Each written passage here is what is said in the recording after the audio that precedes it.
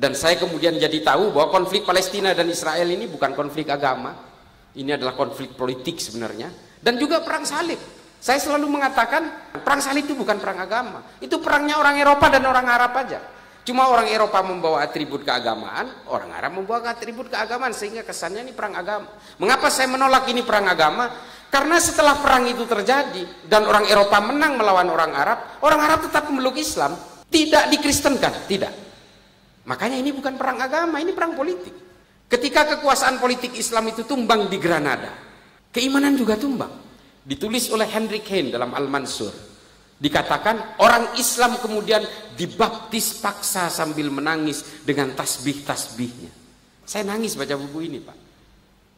Dan orang Islam yang memeluk Al-Quran, dirampas Al-Qurannya, lalu dibakar paksa di Plaza de Granada. Dan semua pemikir-pemikir Islam karya tulisnya semua dibakar. Kurang lebih sekitar 370.000 jilid buku. Dibakar oleh orang Kristen di Eropa. Ini loh. Akhirnya apa?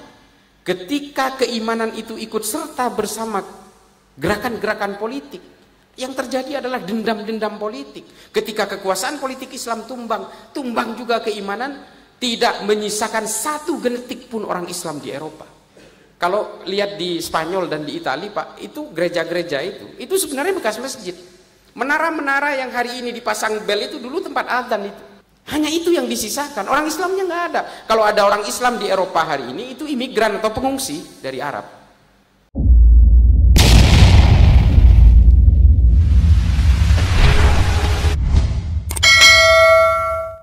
Bapak Ibu sekalian, saya sampai hari ini masih dianggap sebagai advisor dari pemerintahan Somalia. Somalia ini bingung. Agamanya satu negara ini Islam semua. Satu negara ini pahamnya sama. Iya, iya. Pahamnya sama, Salafi Wahabi. Ulamanya sama, lulusan Mekah Madinah semua.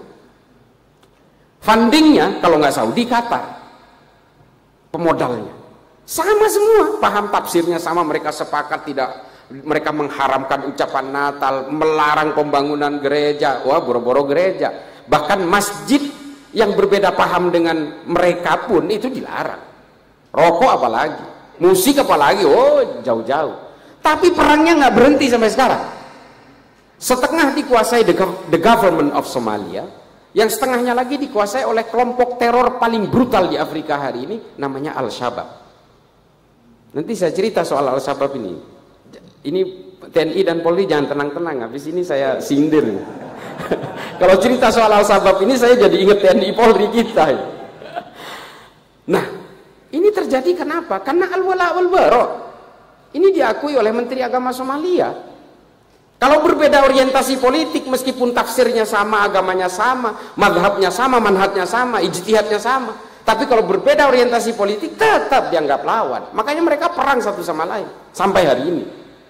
Saya bilang ke pemerintah Somalia, kalau kamu ingin selesai negara kamu, dua syaratnya: bikin Nahdlatul Ulama, dua bikin Pancasila. Mereka bilang nggak sanggup. Ya mereka bilang, how? Dia bilang, you are too late. Saya bilang, Anda terlambat. Indonesian people made it already 75 years.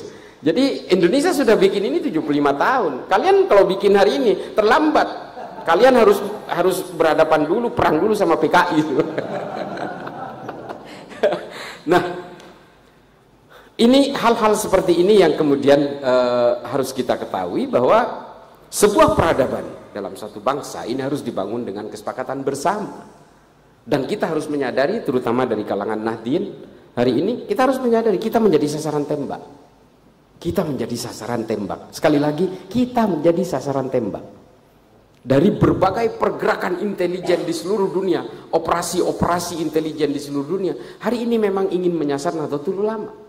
Kalau NU ini tumbang, semuanya akan tumbang, dan kita betul-betul menjadi negara seperti Balkan, seperti Yugoslavia, yang sudah berabad-abad menjadi satu entitas negara yang kemudian dipecah dengan politisasi identitas dan politisasi agama. Orang Serbia membantai orang Muslim di Bosnia Herzegovina, di Sarajevo. Ini mungkin bapak-bapak TNI sudah pernah ke sana. Ini politisasi identitas, sehingga akhirnya mereka terpecah belah. Serbia jadi negara sendiri, Slavia sendiri, Bosnia Herzegovina sendiri, karena persoalan-persoalan identitas. Ini jadi penyakit di antara kita hari ini. Jangan tenang-tenang dulu TNI Polri, ini saya udah jadi ingat ini. Jadi mengapa kelompok-kelompok ideologi transnasional ini bisa masuk ke setiap negara dan bisa memporak-porandakan setiap negara? Saya sudah ke Somalia, saya sudah ke Nigeria, saya sudah ke Republik Afrika Tengah, saya sudah ke Sudan, saya sudah ke Swaziland, menyusur pantai timur Afrika, pantai barat Afrika Tengah saya susur. Penyakitnya satu, kelompok teror ini. Mereka menginfiltrasi tentara dan polisi lebih dulu. Termasuk Al-Shabaab. 32 orang kelompok kajian bernama Al-Ittihad Al-Islamiyah. Pemimpinnya namanya Kolonel Muhammad Hasan. 32 orang terpapar dengan ajaran Wahabi ini, lalu kemudian dia membesar. Dia merekrut penjahat-penjahat jalanan dan bajak laut, lalu mereka menjara semua senjata di tangsi-tangsi dan barak mereka, lalu mereka membentuk satu kesatuan yang bernama Al-Shabaab. Ini, sohe Pak, saya pertanggungjawabkan. Saya sudah ke Mogadishu. Boko Haram, sama prakteknya. Di Sudan, kelompok Hasan Turabi, sama. Nyusupnya ke TNI Polri. Di Republik Afrika Tengah itu ada, di Bangui itu ada kelompok namanya Seleka. Musuhnya namanya Anti Balaka, kelompok ekstremis Kristen. Sama, mereka nyusup juga dari polisi dan tentara. Sehingga yang perang itu sebenarnya bukan masyarakat. Yang perang itu tentara dan polisi melawan tentara dan polisi. Di Sudan juga terjadi seperti itu. Dan kemudian di Suriah yang kemudian berkonflik hingga hari ini. Itu berawal dari 600 tentara dan polisi yang terpapar oleh ajaran ini. Kemudian mereka membentuk satu kesatuan namanya Free Syrian Army. Dan mereka berkolaborasi dengan firqahnya Al-Qaeda di Suriah bernama Jabhatun Nusra. Dan mereka kemudian bergabung dengan kelompok teror lama yang bernama Liwa'ut Tauhid. Dan memporak-porandakan Suriah hingga hari ini. Semua ulama dibantai. Syekh Muhammad Ramadan Al-Buthi, Syekh Adnan Al-Afyuni, ini orang-orang ulama kelas dunia dibunuh oleh kelompok ini. Dan di Indonesia hari ini Polri 23.000 yang terpapar, TNI 9.700 yang terpapar, dan semuanya bersenjata, semuanya bertanggung jawab untuk pertahanan negara, yang satu lagi bertanggung jawab untuk keamanan negara. Selesai Pak. Laskar At-Taiba di Pakistan berhasil menyusup lama lewat Presiden Ziaul Haq. Kemudian diakselerasi oleh Pervez Musharraf menjadi kekuatan-kekuatan politik. Apa yang terjadi di sana? Semua tentara dan polisinya dikuasai oleh kelompok ini. Namanya Laskar At-Taiba. Demikian juga dengan kelompok-kelompok lain. Wah ibu sekalian yang saya muliakan, ini bukan hanya terjadi di Islam. Kekuatan-kekuatan politik memporak-porandakan semua agama-agama. Orang Kristen terlibat perang 30 tahun di Eropa, membunuh 8 juta lebih orang Eropa. Lalu kemudian membelah Kristen menjadi Katolik dan Protestan. Kelompok-kelompok Bharatiya Janata garis keras membelah Hindu. Yang satu berubah menjadi Hindutva, yang satu menjadi Shiv Sena. Dan mereka berperang sesama Hindu. Karena persoalan apa? Persoalan politik. Kelompok Asin Wiratu menunggangi Buddha untuk mempersekusi orang-orang Rohingya. Karena apa? Politik. Dan kita hari ini oleh yang namanya 3 huruf ini, betul-betul Nahdien, kalangan Nahdien dipecah belah oleh kelompok ini. Kelompok 3 huruf lah. Ya, maaf, kita boleh berbeda pandangan, tapi ini biang perpecahan di dalam Nahdien. Karena sama Pak, mereka maulidan juga. Tapi yang satu kan ya yang satu membela baliho sampai keluarin senjata tajam, yang satu kan enggak. Kalau dengan persoalan politik Pak, dendam dan marahnya awet. Sunni dan Syiah 1500 tahun sampai hari ini. Cebong kampret 2014 sampai sekarang loh. Kadrun Basar RP sampai sekarang. Prabowo sama Sandiaga Uno udah jadi menteri kok. Tapi di bawah ini masih bertarung habis-habisan. Kenapa? Karena kita memang diajak untuk berpecah belah satu sama lain. Dan kita nggak pernah menyadari itu. Saya terus terang kalau membaca literatur tentang Islam, itu saya membaca yang ditulis oleh orang Kristen atau orang-orang non-Islam.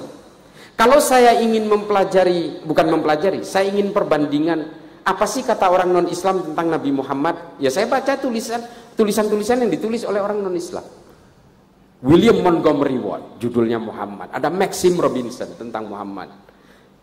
Ini kemudian kita jadi tahu apa sih Islam menurut otak mereka. Dan kemudian kita membaca tentang tulisan Simon Sebag Montefiore misalnya yang mengetengahkan tentang sejarah-sejarah Islam, dan saya kemudian jadi tahu bahwa konflik Palestina dan Israel ini bukan konflik agama, ini adalah konflik politik sebenarnya, dan juga perang salib. Saya selalu mengatakan, ini mohon maaf, kita bisa berbeda pandangan, perang salib itu bukan perang agama, itu perangnya orang Eropa dan orang Arab aja. Cuma orang Eropa membawa atribut keagamaan, orang Arab membawa atribut keagamaan, sehingga kesannya ini perang agama. Mengapa saya menolak ini perang agama? Karena setelah perang itu terjadi dan orang Eropa menang melawan orang Arab tetap memeluk Islam, tidak dikristenkan, tidak. Makanya ini bukan perang agama, ini perang politik. Beda dengan kekuasaan Bani Umayyah di Eropa, di Andalusia, mulai dari masuk di semenanjung Iberia dan menaklukkan pinggiran kota Toulouse di Perancis, membunuh 20 juta lebih orang Eropa. Dan akhirnya apa? Kalau keimanan ini dibawakan dengan berbagai gerakan-gerakan politik, ketika politiknya tumbang, keimanannya juga tumbang. Ketika kekuasaan politik Islam itu tumbang di Granada, keimanan juga tumbang. Ditulis oleh Hendrik Hein dalam Al-Mansur, dikatakan orang Islam kemudian dibaptis paksa sambil menangis dengan tasbih-tasbihnya. Saya nangis baca buku ini, Pak. Dan orang Islam yang memeluk Al-Quran, dirampas Al-Qurannya, lalu dibakar paksa di Plaza de Granada. Ini tulisan di dalam buku. Dan semua pemikir-pemikir Islam karya tulisnya semua dibakar. Kurang lebih sekitar 370.000 jilid buku dibakar oleh orang Kristen di Eropa. Ini loh, akhirnya apa? Ketika keimanan itu ikut serta bersama gerakan-gerakan politik, yang terjadi adalah dendam-dendam politik. Ketika kekuasaan politik Islam tumbang, tumbang juga keimanan, tidak menyisakan satu genetik pun orang Islam di Eropa. Kalau lihat di Spanyol dan di Italia, Pak, itu gereja-gereja itu sebenarnya bekas masjid. Menara-menara yang hari ini dipasang bel itu dulu tempat adzan itu. Hanya itu yang disisakan, orang Islamnya nggak ada. Kalau ada orang Islam di Eropa hari ini, itu imigran atau pengungsi dari Arab. Nah, ini juga pernah dilakukan oleh Kekaisaran Utsmani ketika menaklukkan Armenia. Armenia ditaklukkan, 100% orang Armenia masuk Islam. Setelah Kekaisaran Utsmani tumbang, orang Armenia balik lagi 100% jadi orang Kristen. Ini kalau agama disebarkan dengan gerakan-gerakan politik. Makanya salah kalau kita kemudian ingin menjayakan Islam, ingin mengislamkan orang seluruh Indonesia dengan gerakan-gerakan politik. Politik ini seperti kata Imam Ghazali, kata Ihya tadi, yang ditulis di Ihya Ulumuddin itu. Ya, politik ini harus, orang Islam harus, karena bagaimanapun politik ini kan representasi, perwakilan-perwakilan untuk mengawal supaya ruang-ruang politik kita tidak keluar dari maqasidus syariah. Jelas. Tapi kalau hanya ingin menghomogenkan orang seluruh Indonesia, apalagi seluruh dunia, ya ini namanya juga menentang Allah. Karena Allah membuat perbedaan di antara kita semua ini. Allah ingin menunjukkan, ini loh betapa kuasanya saya. Saya buat kalian berbeda-beda. Dan kalian itu hanya terima saja dengan perbedaan itu dengan lita'arofu. Berinteraksi, saling mengenal satu sama lain dengan segala perbedaan. Allah itu maha kaya. Allah itu maha kuasa. Dengan membuat perbedaan-perbedaan di antara kita. Ada orang kembar identik, kupingnya sama, rambutnya sama, sampai bajunya pun dibuat sama, identik. Tapi Allah di situ menunjukkan kekuasaannya. Sidik jarinya beda, bos. Allah itu betul-betul maha kuasa dengan membuat segala perbedaan. Ini manusia kucluk-kucluk datang, apalagi mu'allaf ya. Islamnya baru masuk Islam umur 40, tiba-tiba ingin mengislamkan seluruh Indonesia ini supaya sama dengan dia. Islam yang beda dengan saya, kafir, ahlul bid'ah dan sebagainya. Ini kan anomali-anomali. Tapi insya Allah kita, apa yang ingin saya sampaikan ini adalah bahwa kita harus memahami bahwa politik ini bukan tujuan bagi kalangan Nahdien. Politik ini bukan tujuan. Tujuan kita adalah supaya kita betul-betul mengusung agama yang bisa menjadi rahmat bagi seluruh alam semesta. Dengan cara apa? Bawakan Islam ini dengan bangunan konstruksi kemanusiaan dan juga bangunan konstruksi kedamaian. Karena itu tujuan agama. Agama ini sungguh mustahil diciptakan oleh Allah hanya untuk saling membinasakan satu sama lain. Jangan pikir Allah itu adalah suatu zat yang brutal. Tidak. Dan jangan juga dengan beragama kita seolah-olah harus membunuh orang lain yang berbeda. Manusia akan mati dengan nasibnya sendiri-sendiri, nggak usah dibunuh kita kok. Nggak usah. Dan kita semua ini apapun agamanya, apapun sukunya, semua diciptakan oleh Tuhan yang sama. Kan kita percaya kul huwallahu ahad kan. Orang Kristen, orang Papua, orang Amerika Selatan, mau orang suku Yucatan, Inka, Azteka, orang Arab, orang Afrika, semua diciptakan oleh Tuhan yang sama. Masa kita harus saling berperang, saling membinasakan? Sudahlah. Kita menganggap Islam paling benar, oh that's fine, harus. Saya juga begitu. Tapi kan kita tidak harus menganggap keyakinan orang lain pasti salah. Untuk mengatakan bahwa istri saya cantik, ya oke aja, ini istri saya sendiri kok. Tapi jangan kemudian menganggap istri orang lain itu jelek. Oh, ngamuk suaminya. Gitu loh. Ini analogi-analogi dasar yang harus kita bawakan dari kalangan Nahdien semua, bahwa kita semua ini memang diberi amanah oleh para ulama terdahulu, bahwa kita harus membawakan Ahlus Sunnah wal Jamaah sebagai usungan kita, sebagai koridor kita, supaya Islam ini tetap dalam kesejukan, dalam kemanusiaan dan kedamaian. Kita tidak boleh mencaci maki dan juga membenci orang lain yang berbeda dengan kita. Kalau tidak, kita kan tidak ada bedanya dengan mereka. Kita tetap harus menghargai perbedaan, karena perbedaan ini adalah sunnatullah. Ini adalah semua kekuasaan Allah. Kita semua ini, kata Habib Ali Al-Jufri dalam Al-Insaniyah Qabla Tadayyun, kita harus mengenal kemanusiaan lebih dulu sebelum mengenal agama, supaya kita ini nggak menjadi Tuhan-Tuhan kerdil gitu. Kita kan hari ini kalau lihat kelompok-kelompok hijrah ini, setelah merasa tobat kan sibuk menghitung dosa orang lain. Saya sudah bertobat. Saya dulu pemain musik. Karena musik yang saya percaya ini adalah haram, maka teman-teman saya ini akan masuk neraka karena masih bermain musik. Kan begitu artis-artis itu sekarang. Kita harus kembali kepada Al-Quran dan Sunnah. Lah yang pernah pergi siapa? Nah, ini adalah hal-hal yang harus kita pahami, bahwa dengan beragama kita mengusung amanah dari para ulama, yang betul-betul bersanad hingga kepada Rasulullah. Jangan kemudian kita menghegemoni untuk menghomogenisasi. Karena kita semua ini diciptakan berbeda-beda, bukan dalam ruang hampa. Ini semua kita diciptakan oleh Allah supaya kita betul-betul mengenal manusia lainnya. Khairun nas anfa'uhum linnas. Nabi menggunakan kata annas di situ.